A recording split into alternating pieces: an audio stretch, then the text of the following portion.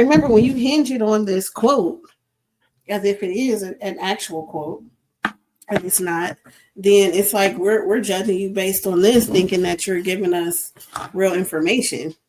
Great. So we can go ahead and move on since We got wait, because wait, there's more.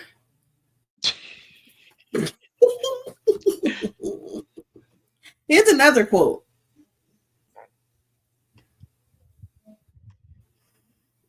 Here's another quote.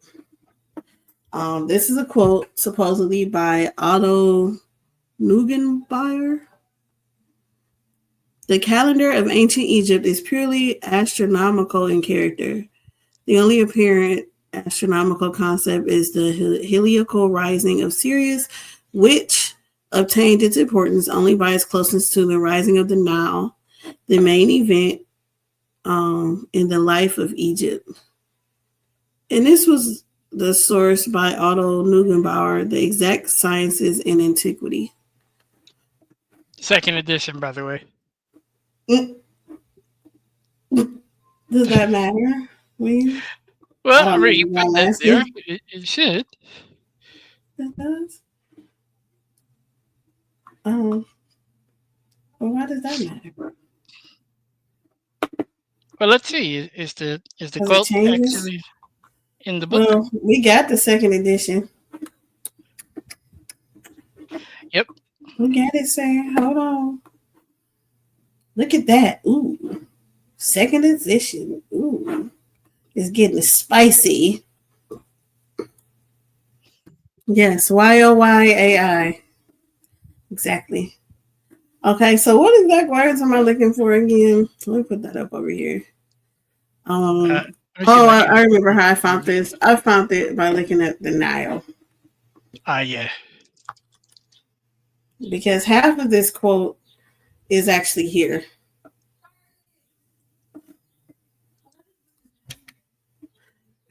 Stop yelling, y'all.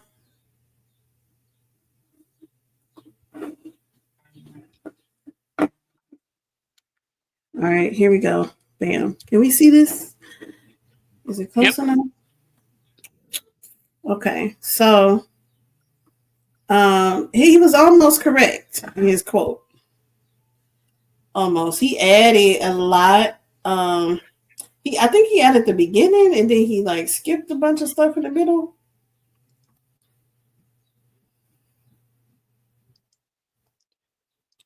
So his quote said that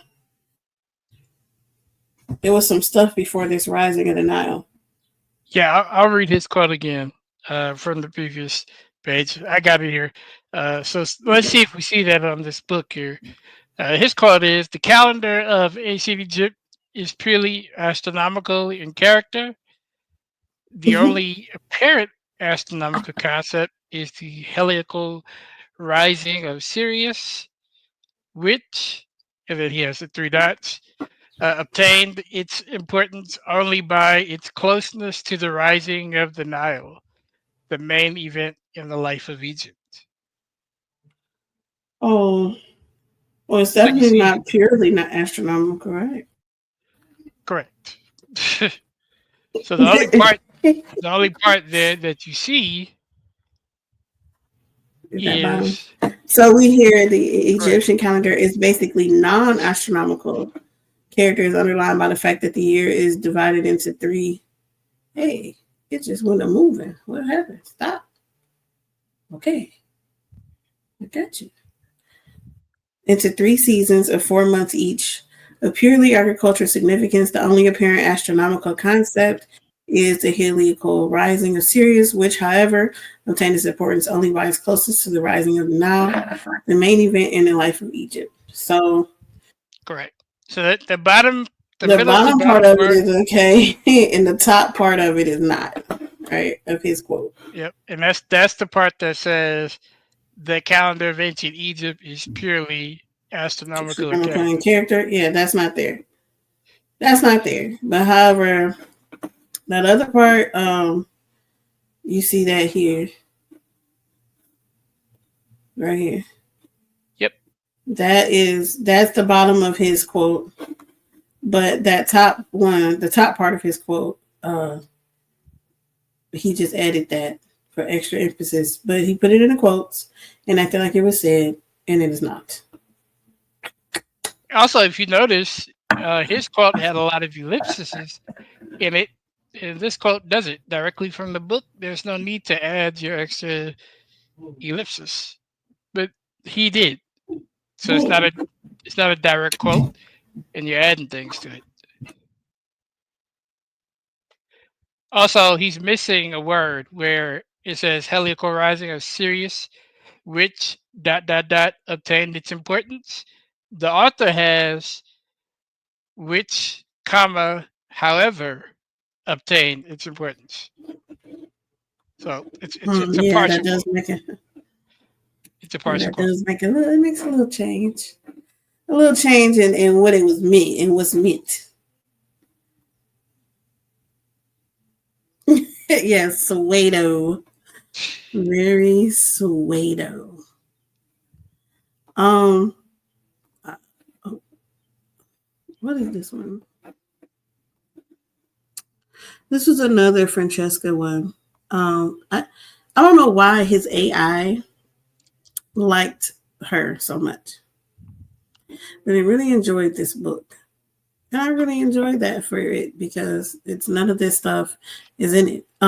So it says the Omen tradition does not rely on casual mechanisms, but in symbolic correspondence between celestial and terrestrial events. Um, that's just not here, right? Um, which sentence should I look up for this? I mean, the word that stands out there, honestly, is omen tradition. Oh no, that's definitely not there. Omen traditions not there. It's not going to be there under that. So we can go look it up. Ready, y'all? Are y'all ready to see the book? Let's see the book.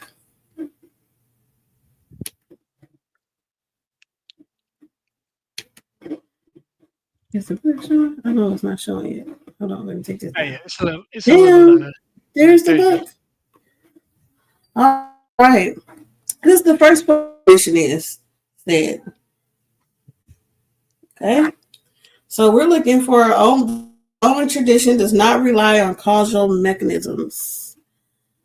Mesopotamia must not only include the important body of sources, but also must take account of the persistent authority of the Omen tradition as evidenced by the continued copying of those texts through the period of late Babylonian astronomy. So that's not that cool. But it's four of them, so that's just the first one. So let's go to the next time. It says Omen traditions.